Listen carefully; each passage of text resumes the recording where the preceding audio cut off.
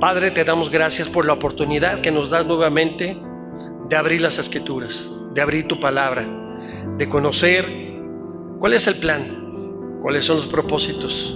Ayúdanos, Señor, a modificar las cosas que estemos haciendo mal, las cosas, Señor, que tal vez necesiten reestructurar.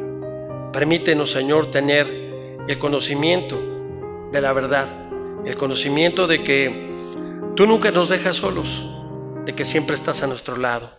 Gracias por tus bendiciones, gracias por tu amor infinito, gracias por tus cuidados, porque aún nos enfriamos.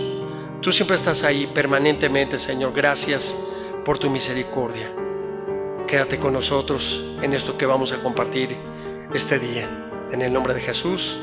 Amén. Ya habíamos hablado primeramente de Pedro, hablamos de Juan, ya hablamos de Judas, y hoy vamos a hablar de un personaje que también estuvo caminando junto con su hermano Juan, y me refiero a Jacobo. Jacobo es un nombre hebreo, primero Jacob, en hebreo Jacob, y después al pasar al griego es Jacobo Evos en griego, y en latín Jacobus. Así que cuando nosotros hablamos de este nombre, pues sabemos que es un nombre muy popular en los tiempos bíblicos. Hay entre 5 o 6 Jacobos dentro de la Biblia, no solamente Jacobo el que conocemos, que era quién, hijo de quién, hermano de quién. ¿Se acuerda usted? ¿Quién era Jacobo? ¿Hermano de quién? Hermano de Esaú. Bueno, estamos hablando del Antiguo Testamento, Jacobo. Jacob. Y que después, pues de alguna manera, tuvo que tomar la primogenitura porque pues no quiso tenerla y la cambió por un plato de lentejas. ¿Eran hijos de quién? De Rebeca y de Isaac, ¿verdad? Entonces estamos hablando de Jacob. Ahora estamos hablando de Jacobo. El origen del nombre es el mismo, pero ya al pasar, repito, a griego, pues vemos que se termina siendo Jacobo. Ahora hay varios Jacobos y vamos a hablar nada más de 2 para identificar qué Jacobo es el que usted se acuerda. ¿Quiénes eran los hermanos de Jesús, verdad? Los hermanos de Jesús, hay un Jacobo. Entonces hay que diferenciar entre el hermano de Jesús, que si quiere acompañarme ahí en Mateo 13, 54, 58, dice, y venido a su tierra les enseñaba en la sinagoga de ellos, de tal manera que se maravillaban y decían, ¿de dónde tiene tanta sabiduría y estos milagros? ¿No es el hijo del carpintero? ¿No se llama su madre María y sus hermanos Jacobo, José, Simón y Judas? ¿No están todas sus hermanas con nosotros? ¿De dónde pues tiene todas estas cosas? Y se escandalizaban de él. Pero Jesús les dijo, no hay profeta sin honra, sino en su propia tierra y en su casa. Y no hizo ahí muchos milagros a causa de la incredulidad. Aquí vemos que un factor importante para que las cosas sucedan es la fe. Si no hay fe, es imposible agradar a Dios, pero también es imposible que las cosas puedan realizarse. Entonces, otro día me preguntaba una persona, no, es que María no tuvo hijos más que Jesús, ¿verdad? Por eso es que la Iglesia romana pues dice que es la Inmaculada Virgen, ¿verdad? Y que Jesús pues nació y ella siguió siendo virgen. Pues le dije, mira, primero José era un hombre joven, María era muy joven.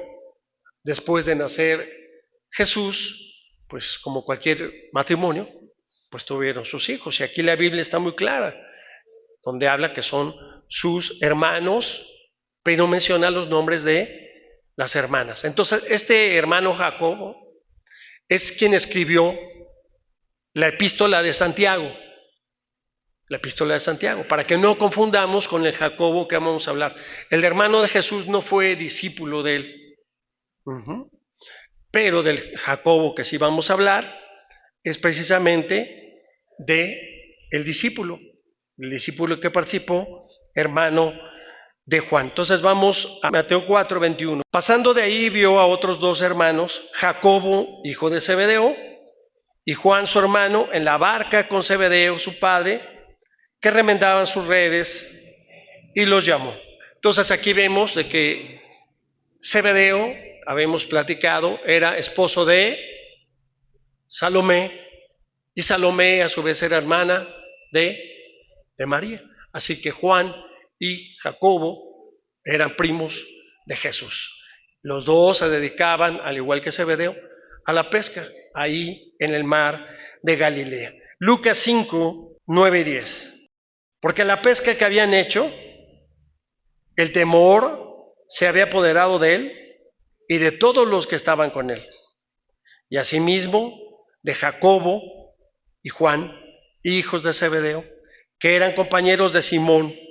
Pero Jesús dijo a Simón, no temas, desde ahora serás pescador de hombres. Entonces aquí vemos que le tocó a Zebedeo, junto con su hermano Juan, pues estar presente en esta pesca milagrosa. ¿Dónde estuvo también Zebedeo? Vamos a ver Mateo 17, 1 y 2. 6 días después Jesús tomó a Pedro, a Jacobo y a Juan su hermano, y los llevó aparte a un monte alto, y se transfiguró delante de ellos, y resplandeció su rostro como el sol, y sus vestidos se hicieron blancos como la luz. Así que vemos que ahí los dos hermanos, Juan y Jacobo, estaban ahí cuando Jesús se transfiguró.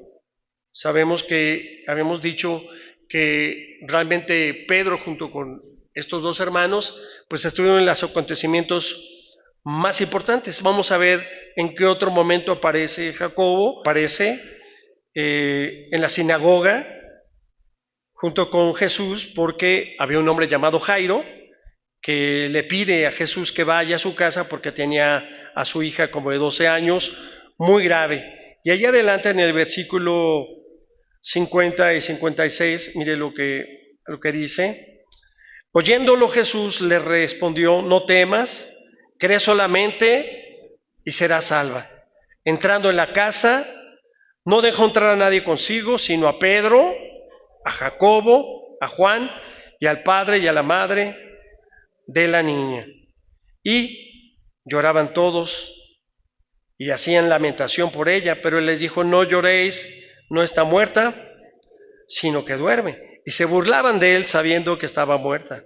Mas él, tomándola de la mano, clamó diciendo, muchacha, levántate, talita cumi. Entonces su espíritu volvió, inmediatamente se levantó y él mandó que le diesen de comer. Y sus padres estaban atónitos, pero Jesús les mandó que a nadie dijesen lo que había sucedido.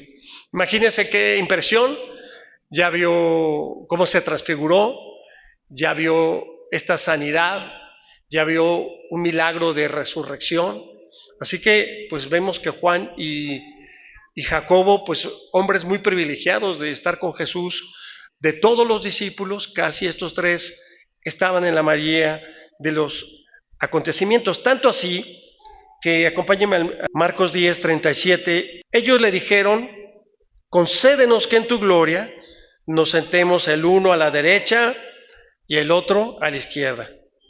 Entonces Jesús les dijo, ¿no sabéis lo que pedís?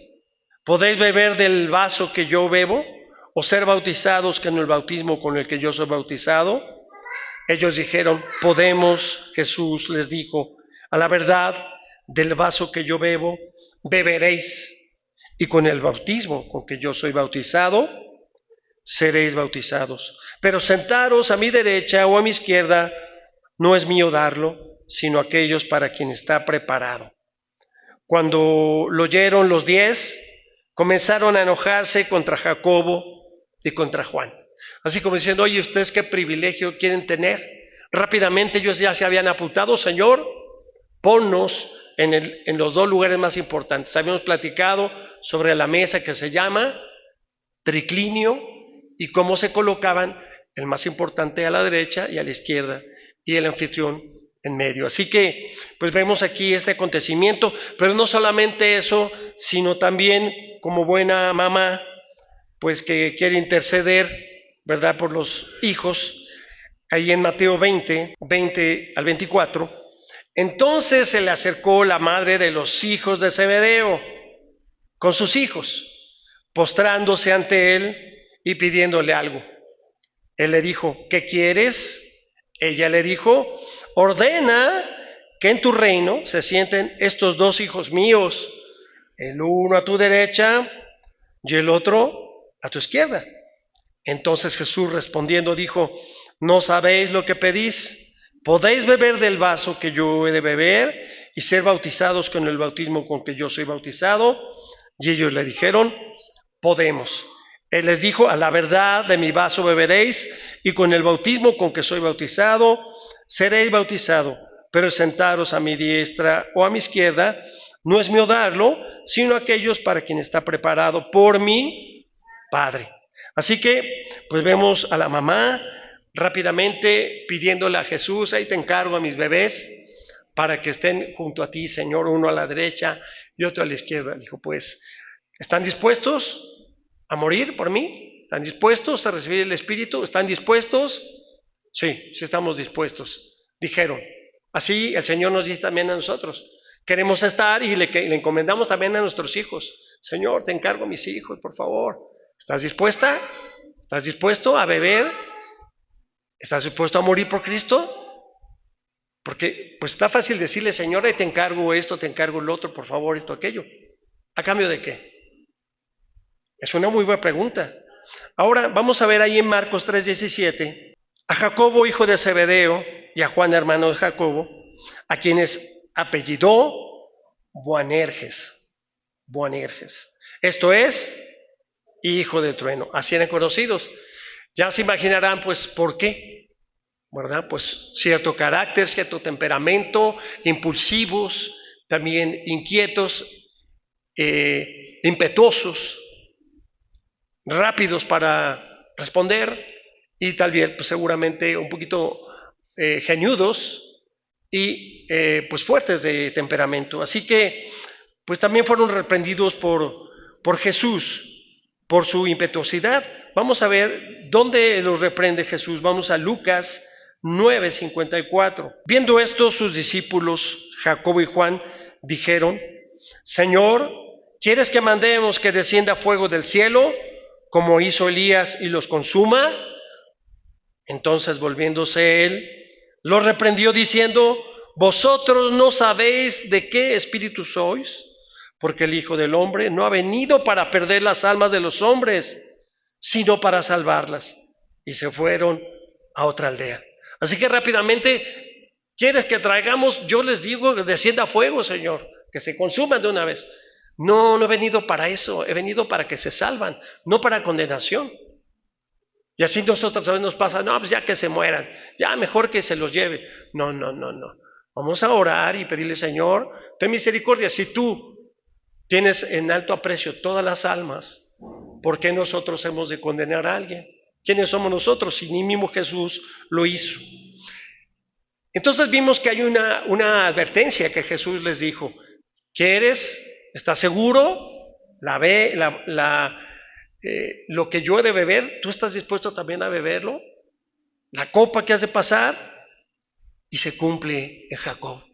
Mira, acompáñenme ahí Hechos 12, 1 y 2. En aquel mismo tiempo, el rey Herodes echó mano a algunos de la iglesia para maltratarles y mató a espada a Jacobo, hermano de Juan. Así que sabemos que hubo una disputa también posterior entre Pedro y Pablo. ¿Sabía usted por qué se pelearon? ¿Por qué discutieron? ¿O sabía usted que había una disputa entre Pedro y Pablo después? ¿No? Pues sí, vamos a ver qué pasó con estos dos hermanos. los cuales pues tuvieron que tener una confrontación. Vamos a Gálatas 2. Pero cuando Pedro vino a Antioquía, le resistí cara a cara, porque era de condenar. Pues antes que viniesen algunos de parte de Jacobo, comía con los gentiles, pero después que vinieron, se retraía y se apartaba, porque tenía miedo de los de la circuncisión. Y en su simulación participaban también los otros judíos, de tal manera que aún Bernabé fue también arrastrado por la hipocresía de ellos. Pero cuando vi que no andaban rectamente conforme a la verdad del Evangelio, dije a Pedro delante de todos: si tú, siendo judío, vives como los gentiles y no como judío, ¿por qué obligas a los gentiles a judaizar? Nosotros, judíos de nacimiento, y no pecadores de entre los gentiles, sabiendo que el hombre no es justificado por las obras de la ley, sino por la fe de Jesucristo. Nosotros también hemos creído en Jesucristo para ser justificados por la fe de Cristo y no por las obras de la ley. Por cuanto las obras de la ley, nadie será justificado. Y si buscando ser justificados en Cristo, también nosotros somos hallados pecadores, ¿es por eso Cristo ministro de pecado? De ninguna manera. Porque si las cosas que destruí, las mismas vuelvo a edificar, transgresor me hago. Porque yo por la ley soy muerto para la ley, a fin de vivir para Dios. Con Cristo estoy juntamente crucificado, y ya no vivo yo, mas vivo Cristo en mí, y lo que ahora vivo en la carne, lo vivo en la fe del Hijo de Dios, el cual me amó y se entregó a sí mismo por mí. No desecho la gracia de Dios, pues si por la ley fuese la justicia, entonces por demás murió Cristo. Así que, ¿qué es lo que estaba aconteciendo aquí, familia? ¿Qué estaba pasando? Pues hubo una situación, una disputa entre Pablo y Pedro. Cuando estaba Pedro comiendo con algunos gentiles, y cuando vio que venían algunos amigos de Jacob, él se fue a una mesa solo y dijo: yo no me siento con gentiles, porque recordaba que dice que no te sientes con los angustiadores, con los encarnecedores, con la gente que se burla, ¿verdad? Con los que no creen. Así que, ¿qué es lo que pasa ahí? Que Pablo reprende a Pedro. Dice que por su hipocresía, ¿verdad? Que estaba comiendo con los gentiles hasta que llegaron estos hombres amigos de Jacob, y por temor a la opinión, Pedro se apartó de los gentiles. Así que por eso Pablo dice: ¿verdad? Con Cristo estoy juntamente crucificado, ya no vivo yo, mas Cristo vive en mí. Entonces, pues es una anécdota que narra las Escrituras, y que de alguna manera pues nos hace reflexionar que también nosotros a veces somos así. Cuando la gente está de repente tomando con alguien y están ahí y ven ahí al pastor o alguien y alguna hermana, y como que hacen como que para que no los vean, ¿verdad? Que están ahí. Pues si nosotros ya fuimos transformados, pues el problema es que te ven a ti tomando, no que estés en una mesa con la gente que toma, porque el problema es tu mal testimonio. Pero si tú estás en un lugar donde tú te estás comportando como un cristiano, estás haciendo luz en la oscuridad, pues no tenemos por qué irnos, huir o escondernos de alguien, por temor a lo que digan, porque Dios sabe lo que estamos haciendo. De otra manera seríamos hipócritas, como guardar el vasito para allá, irme allá con la familia, y después que se vayan los que me conocen, regresar a seguir tomando y haciendo lo incorrecto. Así pasa a veces. Así que, pues, los datos referentes a la actuación de Jacobo nos ayudan también a entender, a comprender la transformación de su carácter a través de esta amistad con Jesús. Porque siempre hemos dicho que si tú te juntas con gente violenta, con gente grosera, ¿verdad? Con personas que de tu entorno, vas a ser influenciado. No quiere decir, el medio no determina, pero sí influye mucho. Entonces, Jesús, al estar caminando con estos hombres, fueron influenciados, fueron transformadas sus vidas, su carácter, su forma de hablar, su forma de vivir, su forma de pensar. Así que los datos que tenemos de Jacobo entre los discípulos realmente son muy escasos, lo que ya leímos. Pedro, habíamos dicho que era el hombre más impulsivo e inestable, y aún así llegó a ser piedra. Pedro es piedra, pero llegó a ser la piedra, dice, la piedra donde se edificaría la iglesia. Ese hombre aguerrido que al final después terminó siendo el que condujera las ovejas y el que tuviera la primera oportunidad de evangelizar ahí en Antioquía. Luego Juan, el joven amado, que comprende mejor los propósitos de Jesús. Aprende a amarlo y a sentir su corazón y a hacerse el discípulo amoroso. Así que Jacobo es el hombre intrépido, el hombre ambicioso, pero también con mucho fuego, que llega a ser pues el primer mártir entre los discípulos de Cristo. Jesús seleccionó con mucho cuidado a sus discípulos, con un tino específico y con un propósito. No fue casualidad, no fue al azar. Él sabía exactamente que se necesitaba un hombre entre ellos capaz de desafiar al mismo rey, aun si fuera necesario ir y confrontarlo. Pues este fue Jacobo, pero al principio no era un buen discípulo de Cristo. Tenía deseos de ser de los favorecidos, de ser uno de los primeros. Tal vez pensó en ser un ministro de Estado o tener un grado jerárquico en esa estructura que ellos pensaban que iba a suceder. Cuando Jesús derrocara el Imperio Romano, ya se estaban repartiendo ya los puestos, el secretario de la tesorería y el otro, tal vez un ministro de Estado, tú vas a hacer esto y yo lo otro. Quizá en sus pláticas iniciales habían pensado cómo repartirse el reino, pero sabemos que Jacobo era ambicioso. Era ambicioso. Primera pregunta, ¿qué entendemos por ambición? Porque ya cuando digo ambicioso van a decir, ay, pobre Jacobo. No, ¿qué es ser ambicioso? Dice que ambicionar es desear algo intensamente. Entonces, pregunto, ¿es malo ser ambicioso? No, no es malo ser ambicioso. Cristóbal Colón fue ambicioso de que quería ir a la conquista y quería descubrir que no había que la tierra no era plana. Y se lanzó, ¿verdad? Todos sabemos la historia. Así que, ¿qué ambicionaba? ¿Qué dijo Jesús a Jacobo y a Juan y a su madre cuando vinieran pidiéndole ese favor, ¿no? Que estuvieran al lado de él? Eso era una ambición.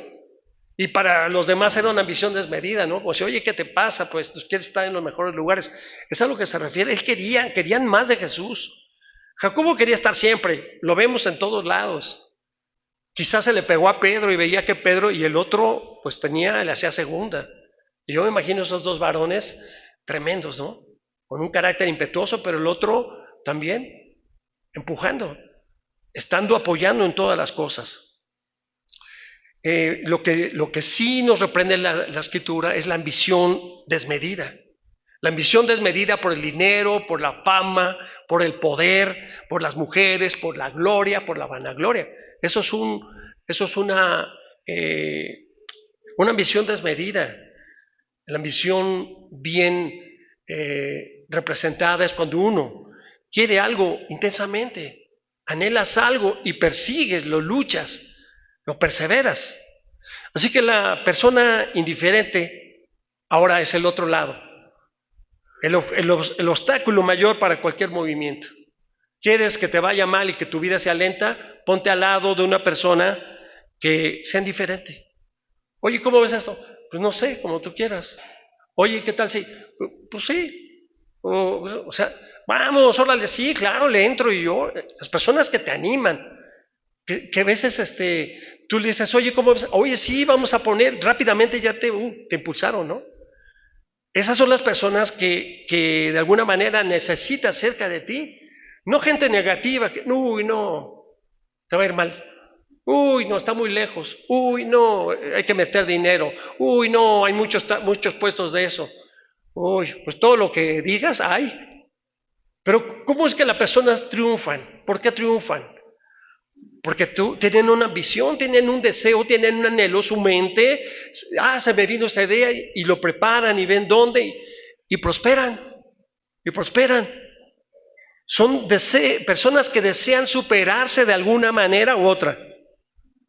Porque me da nada más una diferencia. Cristo puede hacer grandes personalidades, como hizo con Saulo de Tarso. Lo transformó, lo cambió. Y hasta estos siglos estamos hablando de la obra de Pablo. Cambió. También con San Agustín, también con Francisco de Asís, también con Martín Lutero, con Calvino, con muchos hombres que siguieron a Cristo.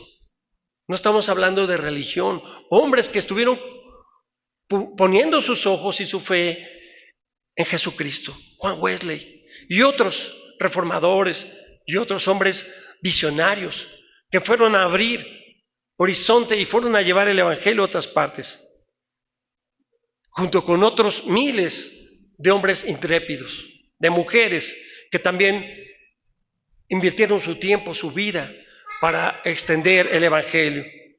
Pero no puede lograr mucho con un individuo cauteloso, con una persona desconfiado o insatisfecho de todo, o satisfecho de todo. ¿Por qué? Porque una persona está bien, sí, yo creo que está bien. O sea, ya es todo, ya no hay más ambición, ya no hay más por querer hacer. Nos conformamos, como dicen, pan duro pero seguro. Ahí tranquilo, no me muevo, no salgo de mi zona de confort, porque me llegue lo necesario, yo soy feliz. Oye, pero puedes ir por más, puedes hacer más. No es una ambición desmedida, es tener el anhelo de crecer, de lograr cosas, de tener metas. Así que vemos también, por otro lado, esto que habla una ambición desenfrenada. Es un peligro muy grave para el ser humano, específicamente para los jóvenes. ¿Por qué? Porque ¿qué es lo que les vende el mundo? Que tengas un estatus. Si no tienes tu iPhone número 32, si no tienes tu carro del reciente modelo, si no vives en X o determinada colonia, si no estudian tus hijos en determinadas universidades o escuelas. Entonces las personas, está comprobado que entre los 30 y los 40, 45 años, son personas que están en total estrés y ya teniendo problemas de depresión y con problemas cardíacos. ¿Por qué? Porque tienen las tarjetas de crédito al tope, por querer llevar una vida de ambición. Una vida que cuando los corren ya no saben qué hacer porque llevan un ritmo de vida que solamente los sostienen los créditos. Así es que es muy peligroso, muy grave, muy complicado que la gente se crea fantasías de la vida. La ambición egoísta es causa de la miseria, del sufrimiento y de las guerras también de nuestros líderes y de nuestros tiempos. Hemos visto cómo ciudades y países completos han quedado devastados por la guerra.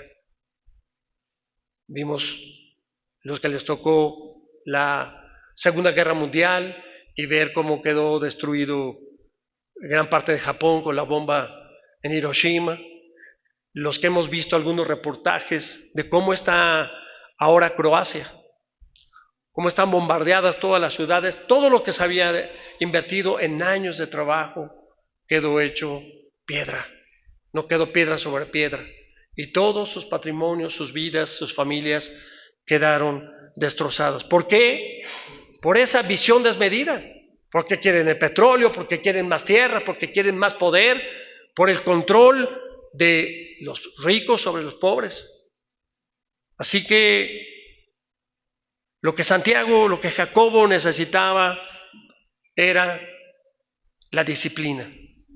Necesitaba el dominio propio. Necesitaba de esos frutos que encaminaran su ambición hacia la santidad. Transformar lo que tú tienes y lo que sabes que probablemente te pueda hacer daño, transformarlo hacia santidad. Buscaba los primeros puestos, ya vimos. Quería ser el primero.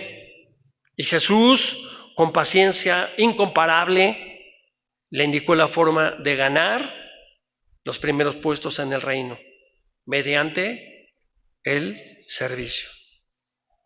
¿No es esta la lección que aprendemos y que hemos compartido siempre? El que quiera ser el primero, sea el esclavo de los demás, sea el servidor. Y vemos algunos ejemplos de hombres que por su vanidad, por su vanagloria, por esa ambición desmedida, Alejandro el Magno nunca la aprendió. Napoleón cayó víctima de su ambición egoísta. Y esta es la historia de todos los grandes genios, de Hitler, y lo vamos a ver ahorita con los dictadores, cómo irán cayendo, porque esos grandes genios nunca han sabido ni han reconocido a Dios, nunca han reconocido que Dios está sobre ellos. Ellos se han creído en algún momento de su vida que son dioses. Así que aquel hombre que no mira primero con lealtad y busca servir a Dios primero y a su prójimo. Así que Jacobo comenzó a tener poco a poco una idea mejor del propósito que Jesús tenía para su vida. Poco a poco comprendió la lección que todos hemos de aprender, a saber que es posible llegar a ser verdaderamente grande únicamente en la medida en que nos sujetamos al dominio de Cristo. Cuando nosotros pasamos a la sujeción de Cristo y a rendirnos como Él, como nuestro Señor, es cuando podemos nosotros ser dirigidos, podemos ser proyectados dentro de los propósitos de Dios. Porque es una verdad extraña que cuando una persona reconoce en sí misma sus pecados y sus faltas, cuando se siente humillada, sin gracia y sin valor delante de Dios, es entonces, en ese momento, cuando comienza a crecer en el reino de Dios. Es necesario que yo mengüe para que Él crezca. Es necesario que tú le bajes 2 rayitas. Es necesario que tú bajes tu orgullo para que Cristo empiece a florecer las virtudes de aquel. Porque nosotros somos tan pobres en virtudes. Así que Jacobo pues había caído. Los demás discípulos vemos que se enojan con él y con su hermano Juan, pero Jesús no lo criticaba, no se enojaba con él. ¿Por qué? Porque vio grandes posibilidades de enmienda. Jesús sabe quién eres tú. Jesús me conoce. Y después de los años y del tiempo, yo espero que Él está haciendo una obra hermosa en ti.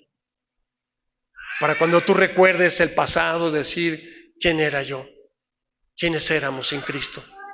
Y cómo con paciencia, con mucho amor, con perseverancia, con responsabilidad, Jesús nos ha ido dando una forma diferente. No lo hemos obtenido, no hemos logrado todavía lo que Dios quiere, pero Él sabe hasta dónde son nuestras capacidades y Él quiere seguir trabajando con nosotros. A veces nosotros nos resistimos, somos perezosos, a veces no tenemos interés en obtener más, pero Él sí sabe las posibilidades de lo que tú puedes lograr para la extensión del reino. Así que vemos cómo después de la resurrección, Jacobo supo responder a esta esperanza, a estas expectativas de Jesús. ¿Por qué? Porque recordará que con una valentía inquebrantable comenzó su apostolado, comenzó a predicar. Ahora era un hombre templado que sabía dominarse a sí mismo. Ya no era ese hombre impetuoso, ese hombre arrebatado. Y entonces predicaba y llevaba la delantera a muchos de los otros cristianos. De tal manera, recordará, vimos ya que fue asesinado y se presentó delante del emperador, de Herodes Agripa, que era nieto de Herodes el Grande, a fin de hacerse más popular entre los judíos. ¿Y qué hizo? Lo arrestó y lo ejecutó como jefe de los odiados cristianos. Como un ejemplo, como diciendo, tú vienes a compartirme, tú vienes a hablarme de ese hombre que no queremos escuchar, te voy a atrapar, te voy a encerrar, y después lo ejecuta públicamente como un escarmiento para los demás cristianos. Por eso Jacobo fue el primer mártir de los apóstoles. A final de cuentas, familia, Jacobo fue transformado por el Espíritu Santo. Él decidió dar su vida y ahora sí bebió la copa amarga, ¿no? La misma copa que Jesús vivió. Le dijo, no sabes lo que estás diciendo, ni te imaginas de lo que quieres. Y es eso, familia. Es posible seguir a Jesús hoy de tal manera que cambiemos nuestro modo de ser.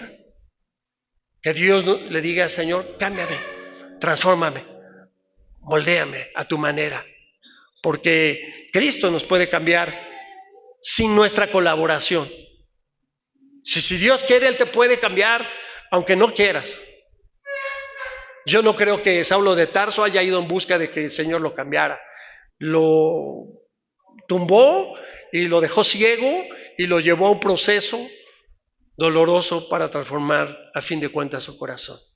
Así pasa con nuestros hijos, con nuestros esposos, con nuestras esposas, cuando no quieren.